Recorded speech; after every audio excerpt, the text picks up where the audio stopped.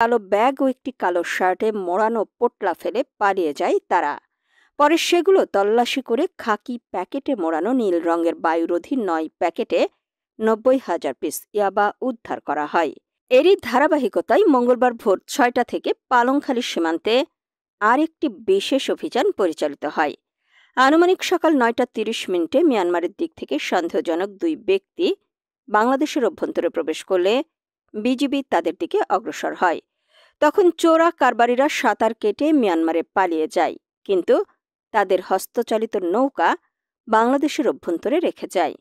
নৌকাতে থাকা সাদা পলিব্যাগ তল্লাশি করে খাকি রঙের প্যাকেটের ভেতরে নীল রঙের বায়ুরোধী ১০ কাটে মোট ১,০০,০০০ ইয়াবা ট্যাবলেট উদ্ধার করা হয়। লেফটেন্যান্ট কর্নেল মোহাম্মদ জসিম উদ্দিন জানান, পলাতক মাদক চোরা কারবারিদের শনাক্ত করে আইনের আওতায় আনতে গোয়েন্দা নজরদারি আরও জোরদার করা হয়েছে।